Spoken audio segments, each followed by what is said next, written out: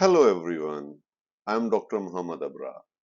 Welcome to today's lecture where we will explore the critical intersections between buyers and sellers in different types of market as well as the concept of the demand.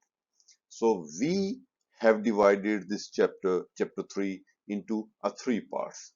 In this first part of this lecture, I aim to give you a comprehensive understanding of market mechanisms and law of demand. Markets.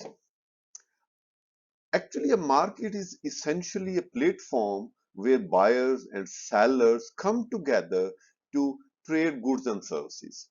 And it can be local, national, and international in scope. For instance, a local market might be a farmers market where community members buy and sell the products and services, while the national market span larger area such as the real estate market in the country, and international market involves a global exchange such as the stock market within the country. So these interactions are crucial for price discovery. The process through which market prices are determined that based on supply and demand dynamics. So when buyers and sellers action align, the equilibrium prices is established where the quantity demand match the quantity supplied. This equilibrium can be influenced by various factors, including consumer preferences, the production cost, technological advancements, government policies, and broader economic conditions as well. So, understanding these factors help us grasp how market prices are formed and how the resources are allocated efficiently. The demand. This is the most important concept in our today's lecture. So, in economics, the demand refers to the quantity of a good or services that consumers are willing and able to purchase at the different price levels during a specific time period. So, understanding demand is crucial because it helps explain the consumer's behavior and market dynamics. So, these are the two important aspects while we are discussing the demand. The first is are able to purchase, and second is willing to purchase. So when these two conditions will be fulfilled, that will be considered as a demand. So to analyze the demand, we use these two concepts, basically the demand schedule and the demand curve. So if we talk about the demand schedules, that is essentially a table. It's in a table form that shows a quantity of a good that consumers willing to purchase at the various price level. So it lists all the price points alongside the corresponding quantities demanded. For example, if the price of the apple is $1 per kg per kilogram, so the consumer might be willing to buy a 10 kilogram. On the other hand, if the price increases to the $2 per kilogram, so the quantity demand may decreases to a 6 or 5 kilogram.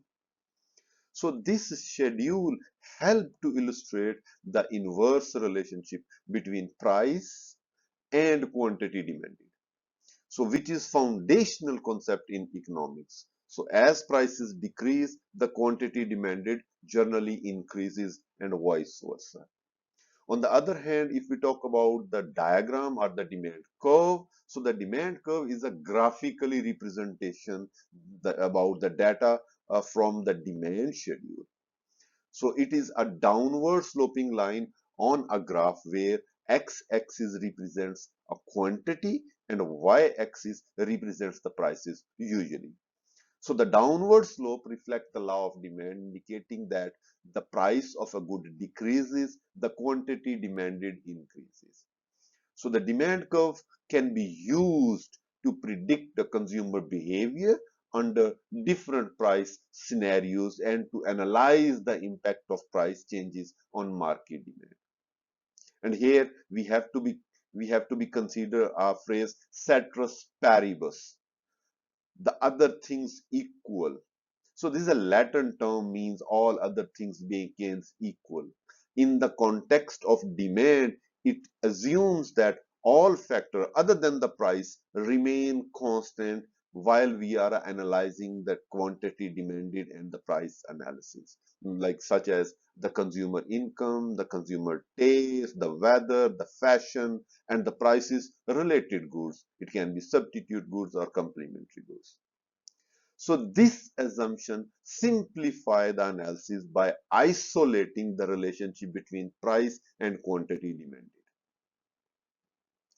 For instance, for example, if we observe an increase in quantity demanded for a good when its price drops, we assume that no other factors have changed that might also influence the demand, such as the change in consumer preferences or change in income level that remain the same.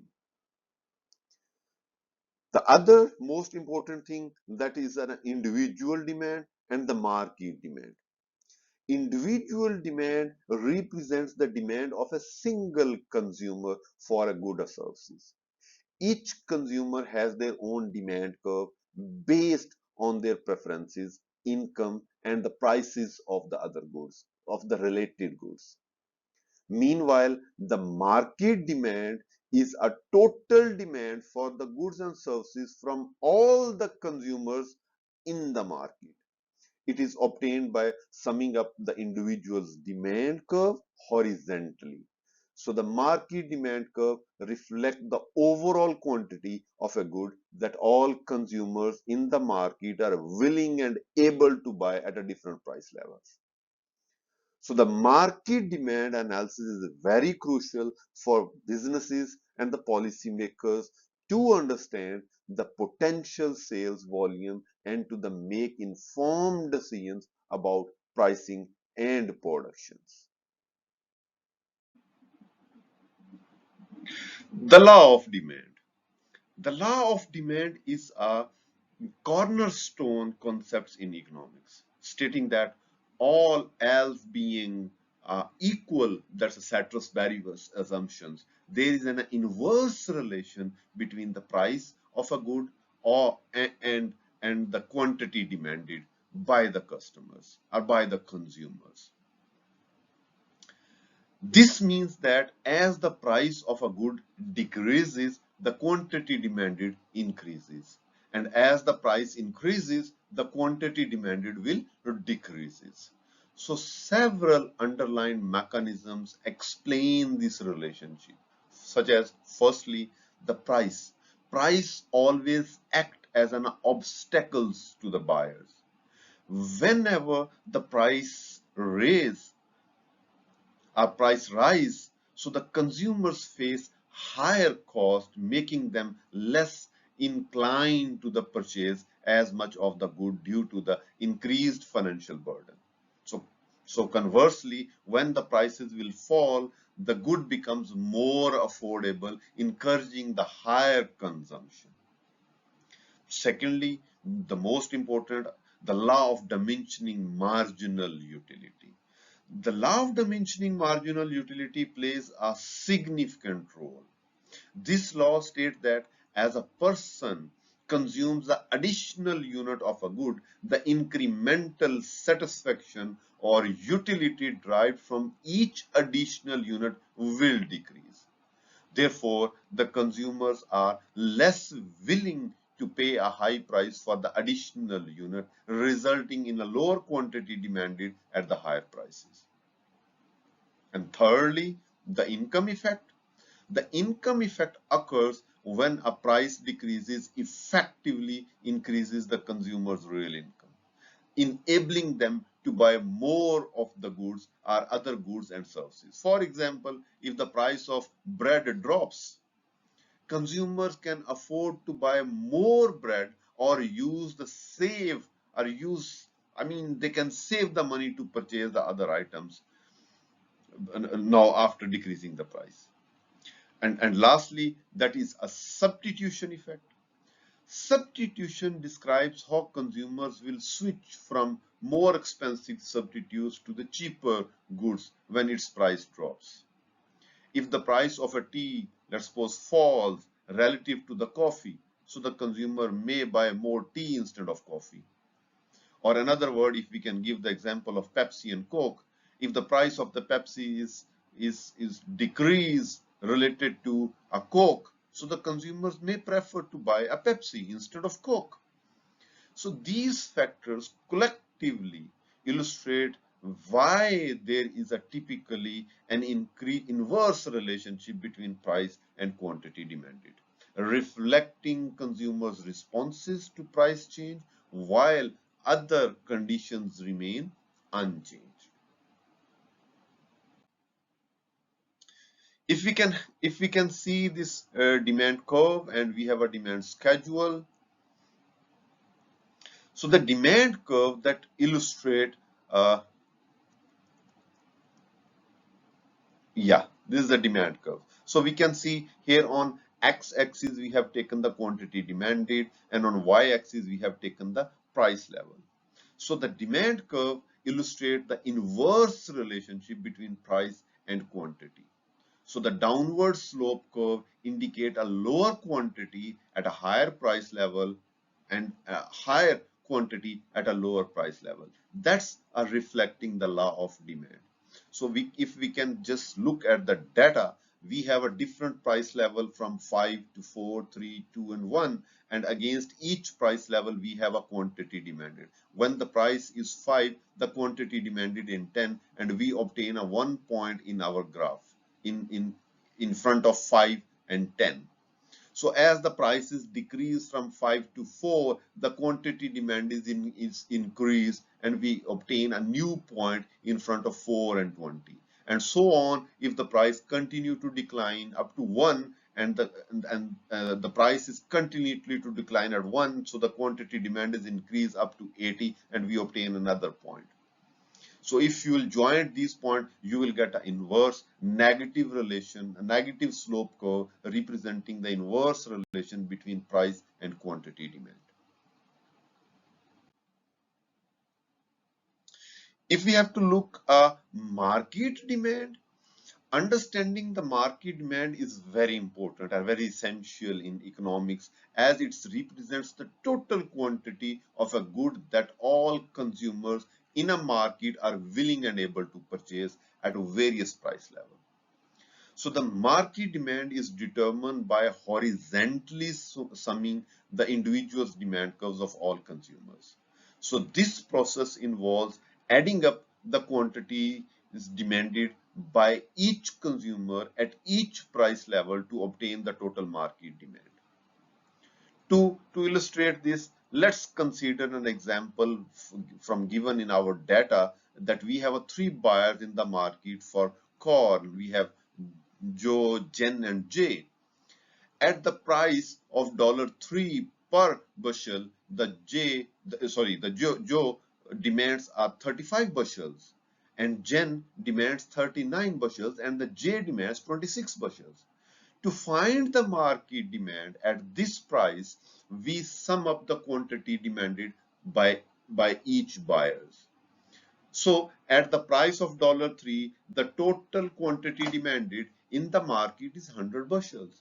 This is just a horizontal summation technique that we applied at each price point to construct the overall market demand curve. For example, if we know the individual demand curve of Joe, Jen, and Jay across different price levels, like we have $5, 4, 3, 2, and 1, so we can plot their individual demand curves at each prices and add these quantities horizontally to get the market demand curve. So this curve will show the total amount of corn that all buyers in the market are willing and able to purchase at different prices, reflecting the aggregate buyers' behavior in the market.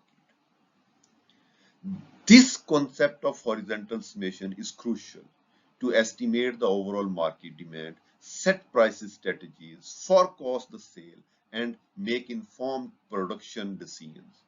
By analyzing the market demand, we can better understand how changes in price will impact the total demand in the market and how to adjust their strategies accordingly.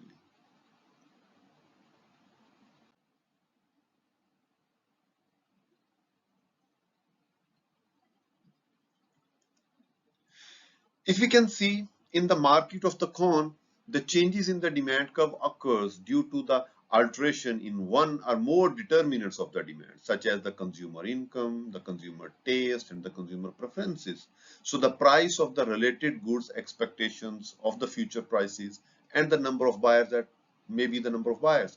So these factors can cause the entire demand curve to shift rather than just moving along the curve. When there is an increase in the demand curve shift to the right from D1 to D2. This shift indicates that at every price level, a greater quantity of corn is now demanded. For instance, if the consumer income rises or consumer income increased, or if the corn becomes more popular due to its health benefits, so the consumer will buy more corns at each price point. And conversely, a decrease in demand that result in demand curve shift to the left, and it becomes less, it can be less popular, or if the price of the substitute goods like wheat drops significantly. So understanding these shifts is crucial because they show how the external factors influence the overall market demand beyond simple price changes, affecting how much corns consumers are willing and able to purchase at various prices. Shifts in the demand curve always illustrate that the determinants of demand impact the total market demand. So thereby influencing the strategies that producers and the sellers need to adopt to meet the changing consumer preferences and its conditions.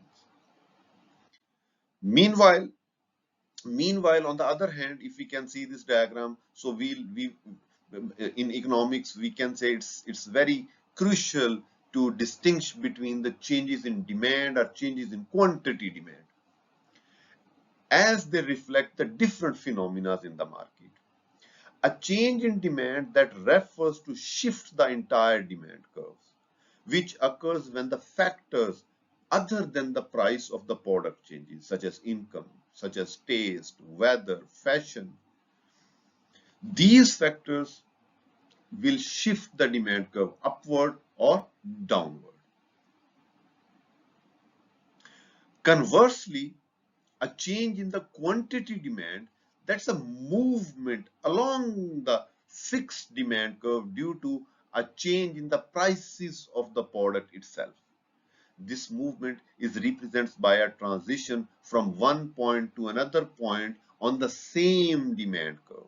As we can see here, in the middle curve, the point in front of 4, it moves to point in front of 3, price in front of $3. The movement from these points within the curve, that's representing a change in quantity demanded. But meanwhile, if the curve is shifted from D1 to D2 or D1 to D3, that is a change in demand that happens because of any determinants of the demand. It can be an income level, taste, weather, or number of buyers or expectations. So it is important to note that while changes in demand, that's a shift in the demand curve, that reflect a broader change of influence on purchasing behavior. And changes in quantity demand, that's a movement along the demand curve, are solely attributed to price variation of a good in question. So this distribution helps in accurately analyzing and predicting consumer behavior in response to market conditions.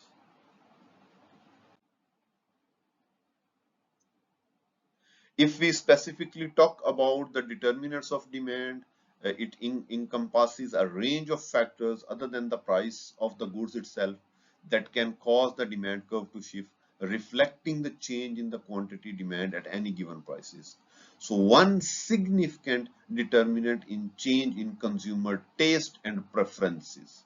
For instance, increasing awareness about the environmental sustainability has led to higher demand for reusable water bottles and solar panels, while decreasing the demand for single-use plastic and the coal. So, and another determinant, it can be change in the number of buyers in the market. For example, the aging population in many countries is driving the increased demand for healthcare services and retirement homes. So, whereas a decrease in youth population may lead to reduce the demand for video games and educational toys. So that's change in the number of buyers. Change in income, that affects the demand differently depending on whether the goods is a normal good or the good is an inferior good. Now, what is that normal good? Normal good usually see increase the demand as the income increases. For example, the high quality furniture, the premium phones might be your organic food. So when the consumer experience an increase in the income, they often upgrade from budget items to more luxurious alternatives, such as choosing the designer handbags over over the off-brand versions, or opting from dining experiences at fine restaurant over the fast food. On the other hand, the inferior goods sees a decrease the demand as income increases. So the example can be instant noodles, the second-hand clothes, the public transportations. So a people earn more, they might switch from instant noodles to the fresh pasta, or maybe they'll move to a meat or chicken or another food. So purchasing a new cloth instead of a second-hand clothes, or to choose to drive their own car instead of traveling in a public bus or train. So these will be considered as an inferior goods. So understanding these determines help businesses anticipate shift in consumer demand and tailored their product offering accordingly. For example, a company that produces a budget-friendly households appliances may need to adjust its strategy if there is a sustained increase in consumer income. So, which could shift the demand towards more advanced and higher priced application. Similarly, we can use the insight into these determinants to forecast economic trends and plan for changes in public services and infrastructure, whatever is needed.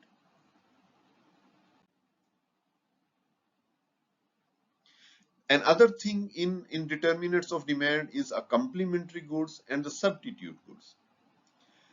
Complementary goods are the products that are typically used together, such as cell phone and its charger, or maybe the petrol and the car. So the demand of one complement is interdependent on the demand of other product. Whenever the price of one complement will be rise, the consumer tend to decrease the demand of both goods because the cost of consuming them together becomes more expensive. And conversely, a decrease in price of one component tend to increase the demand of both goods as they becomes more affordable together. For example, the petrol and the car. If the price of the petrol will be increased, so the demand for petrol as well as the demand of car both will be decreased because both will become more costly. And conversely, if the price of the petrol will be decreased, now the people can afford to buy a more petrol, so the more people will buy the cars. So the demand for the car and petrol both will be increased. So that's a complementary effect. Meanwhile, the substitute goods, on the other hand, are the products that can be used in place of each other to satisfy the same needs, such as your soft drinks, Coke and Pepsi. If the Coke is not available, people can move to the Pepsi. Pepsi is not available, people can move to the Coke, or vice versa. If the prices of one will be changed, the demand of the other product will be changed. Like if there is a decrease in the price of one substitute, generally decrease the demand for the other, as consumers find the cheaper options more attractive. So expectations about the future prices and the income, that is also influence the current demand. When consumer anticipate the higher future prices for a product, they tend to buy more of it now to avoid paying a more later. So increasing current demand. Conversely, if the consumers are expecting a lower prices in the future, they may delay their purchase. So reducing the current demand right now. Similarly, expecting a future income affect current purchasing decisions as well. Like anticipated, the higher future income encourage the consumer to increase their purchases right now, while expecting a lower future income lead to reduce the current demand as the consumers prepare to tighter the budget and to save for the future. So these are the effects of different products or different factors that can change your demand. As we are discussing the determinants of demand, this again a very quick overview of the determinants. So a change in one or more of these determinants will change the demand and shift the demand curve, such as the change in buyers' taste. So the change in buyers, a change in consumers' preferences and the taste can significantly impact demand for a product or services. For example, if there is a growing trends towards the healthcare food, so the demand for organic product might increase, so shifting the demand curve to the right. And conversely, a shift away from a particular fashion style might decrease the demand for the related clothing items. So the shifting the demand curve to the left. And another way, a change in number of buyers. So an increase or decrease in number of potential consumers can directly affect the demand. For instance, a growing population or an influx of tourists in a city could increase the demand for various goods and services and pushing the demand curve to the right. And the demand curve will be shifted to the right. It shows a higher level of demand at certain price level. On the other hand, a decrease in population due to migration or decline birth rates could shift the demand curve to the left. Similarly, a change in consumer income, change in consumer income levels can alter the demand patterns. For normal goods, an increase in income typically lead to a higher demand. So the demand curve will be shifted to the rightward. And meanwhile, for the inferior goods, which are goods whose demand decreases as the consumer income increases. So an increase in income could lead to decrease in demand for the inferior goods. And the change in prices of the related good, it can be substitute goods or it can be complementary goods. So these goods also can influence the demand. So substitutes are goods that can replace each other in consumption, like tea and coffee, like the soft drinks, Coke and Pepsi. So while the complementary goods are consumed together, like car and petrol, like printer and the cartridges. So an increase in the price of substitute goods tend to increase the demand for the original good. And while an increase in the price of a complementary tend to decrease the demand for the original good. So the goods can alter the demand of the substitute and the complementary goods. So change in consumer expectations also can affect the demand, like the change in future prices, the change in future income, the change in future trends. So that can affect the demand as well. For example, if consumers expect a price of the product will be increased in future, they may increase their demand right now to avoid the higher prices in the future. So shifting the demand curve to the right now in present. So conversely, if the expectations are that in future the prices will be decreased, or in future the income level will be decreased, so the demand curve for those certain goods may decrease is right now, because so the shifting the demand curve to the left, just that your demand will be reduced right now, and some of the money or income the consumer want to save for the future. So understanding these determinants help us to predict the changes in demand and make informed decisions regarding the pricing, production, and marketing strategies. Along with all this discussion, we came to the end of this enlightening lectures. I want to extend my heartfelt gratitude to each and every of you who is watching this video. So if you have any questions, if you have any thoughts or reflections that arises after this lecture, please feel free to share them in the comment section. Thank you once again for being a part of this virtual gathering. I look forward to seeing your comments and engaging with you further. Until next time, stay curious and keep exploring. And please don't forget to like and subscribe this channel. Thank you very much.